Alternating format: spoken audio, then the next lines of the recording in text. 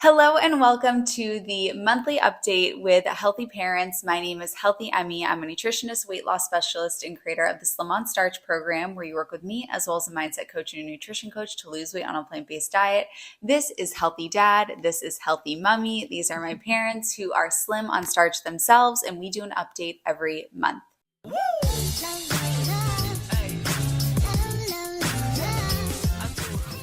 This is a travel special update because we did some traveling in the month of May. So last month we went down to Long Island where my significant other's parents live, and we stayed at their house for the weekend. So we're going to talk all about how that went and give our tips so that you can navigate staying on SOS when you are traveling as well. So we arrived on a Thursday night, and upon our arrival, my significant other and I, they were already there and had made Healthy Dad's pasta from the Healthy Dad cookbook. So, Dad, how did it come to be that you and my significant other's mom ended up making the Healthy Dad pasta dish together? As you might suspect, whether you're vegan or non-vegan, a pasta meal is pretty much a safe bet for virtually anybody. So she had made that decision before we had come down, and so it's like, great, we're going to have pasta. She says, I'm going to make your sauce. Will you help me make it? I mean, it was that simple. And of course, I was more than happy to get involved. And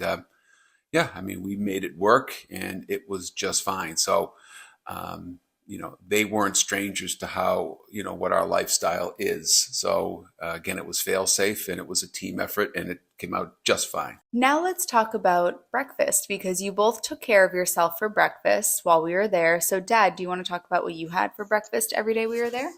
Whether I was there or here, it's the same thing. So, kind of like a healthy bread, wheat oriented bread with peanut butter, flaxseed, and cinnamon and orange juice. And I think Mom and I kind of did the same thing. We brought food with us, but didn't say anything and kind of played it by ear. And I think there was actually a little bit of sense of relief on their part as well, that they were able to accommodate how we were going to go about that. That's the way I planned it, and it worked out just fine. And they were more than happy to loan me the toaster. So again, that's how we did it, and that's how I did it, and it worked fine. Sort of the same for me. This is the first time we'd been to their home, and didn't really know how the days were going to flow. So it was nice to just have a calm start. I had my typical oatmeal, and by the time I was ready to eat and walked up to the house, everyone else was eating just about the same. So it just made things a lot calmer to start each day. So Healthy Mummy had the oatmeal from the Healthy Mummy cookbook. And Dad, I like that you brought up the point that it gave them a sense of relief that you guys were just going to take care of yourselves. A lot of people, when they are guests, feel as though they have to be waited upon by whoever's home they're staying in. And if you come in with that mentality and then you don't tell them exactly what you need or how you eat, then there's some guessing that's going on. There's this huge lack of communication, which just makes things weird and awkward and like you're walking on eggshells.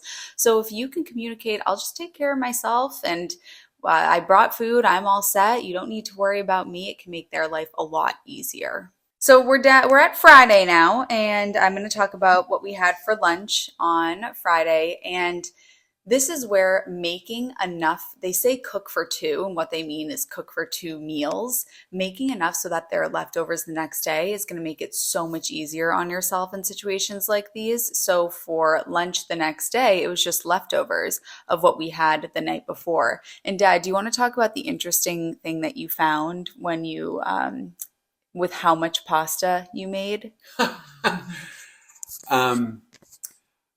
That is a mystery, and It's not. I told you why. It was a mystery because we made 2 pounds of pasta last night just for 2 people, and there is probably less left this morning than there was after feeding 6 people the other night down there on Long Island. It was really just this phenomena that I just don't understand, because even after we had it for lunch on Friday, there was still plenty left. And your significant other both and I complained after lunch that our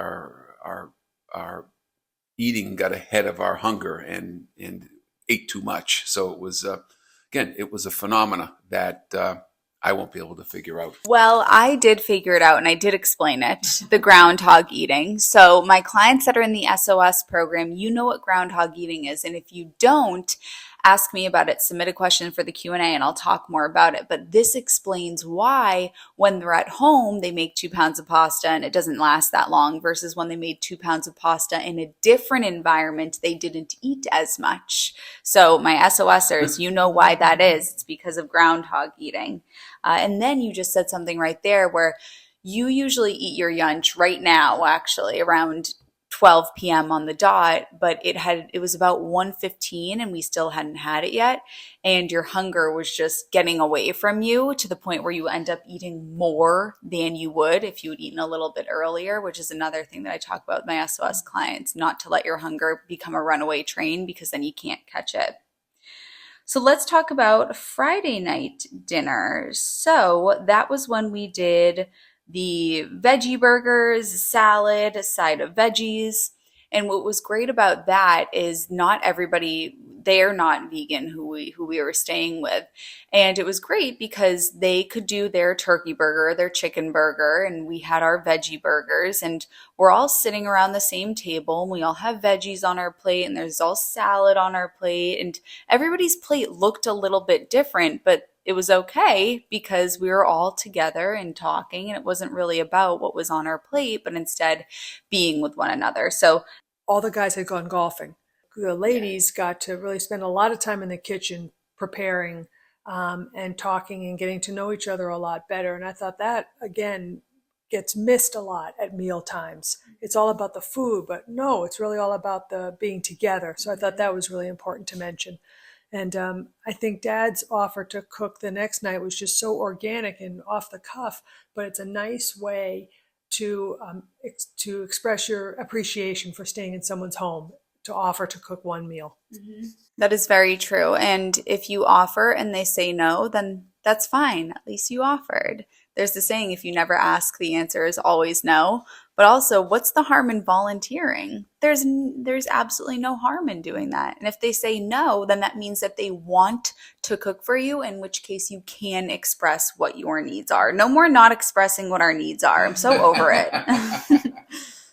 And then let's talk about Saturday night dinner. So, Dad, it was on Friday night and you said to everyone, you said, well, I'm doing dinner tomorrow. I'm taking care of dinner tomorrow. How did that come about? How did that decision happen? That was, as you well know, your significant other, one of probably his favorite is wraps. And when we got down there, it was brought up to us that, I know what we're having on Thursday night. The rest of the weekend is really up in the air. So there was no firm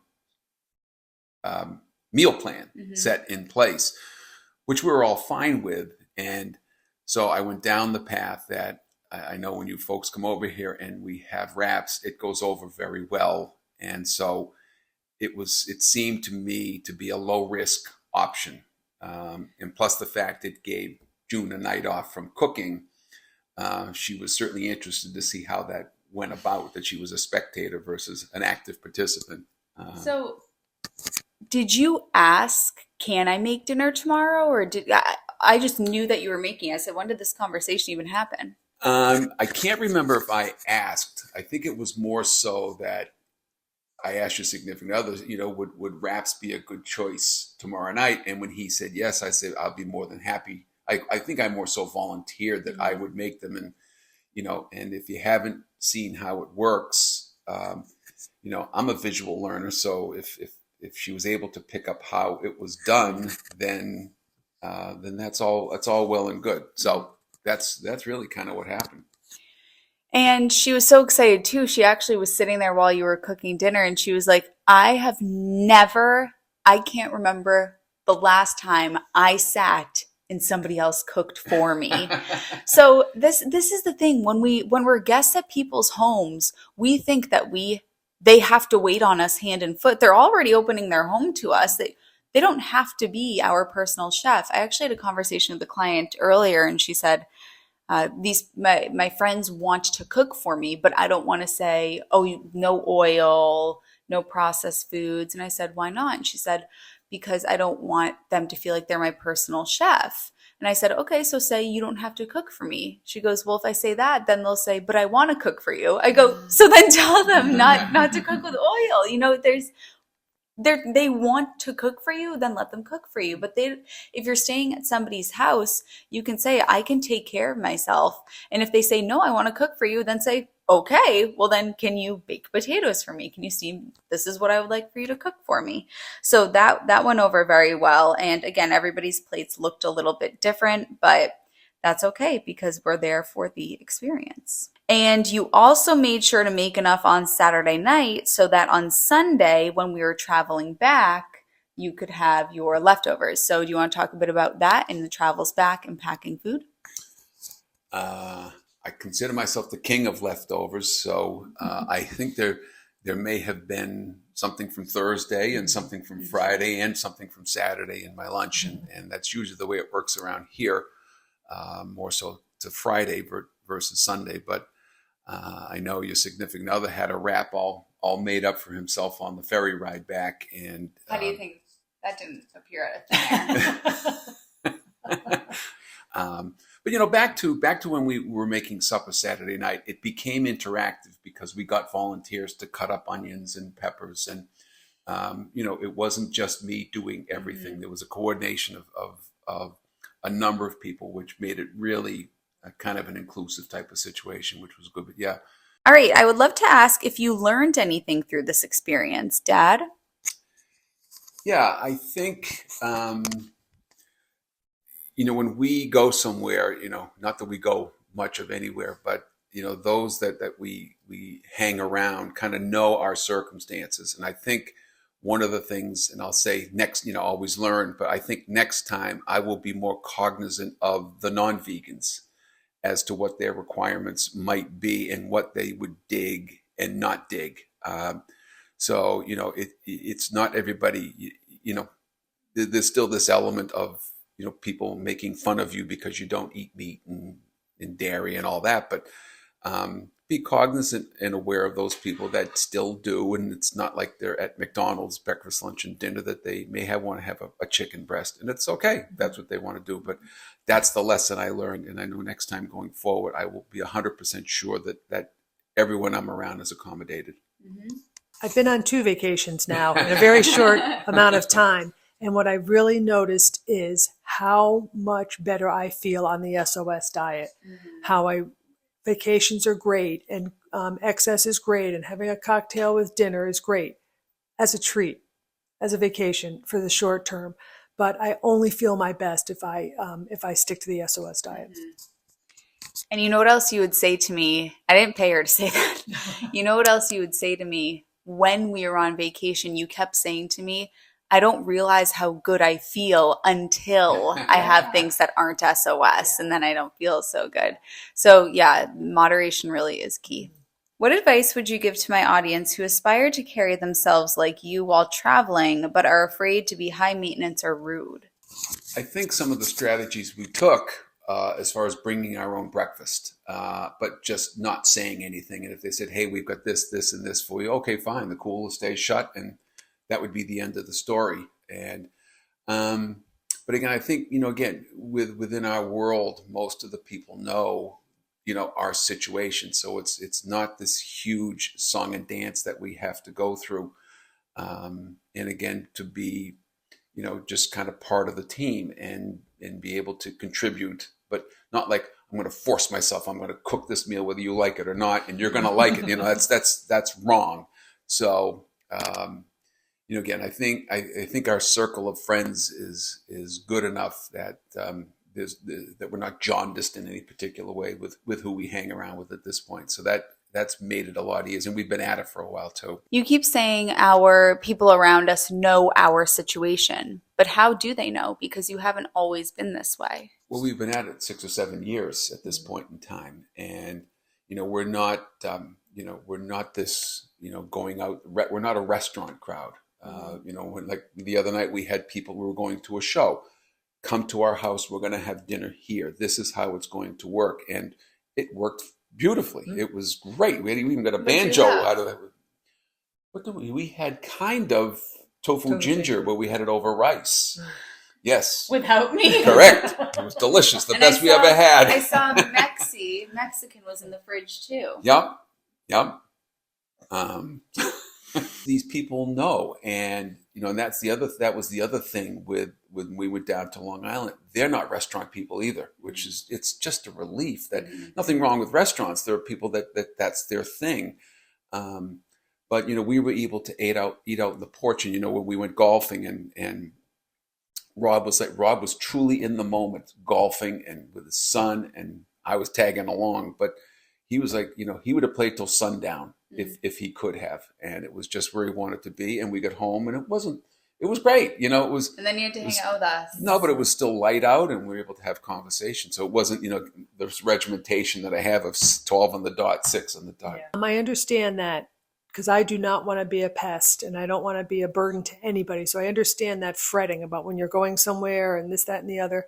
So you have two options. You either quietly bring things so that you're okay, or you put yourself out there and open up to the host and say, how can we help? Can we shop prior? Would you like to go together? You've really got to take that first step and put yourself out there. It's hard. Yeah. And I talk about this often.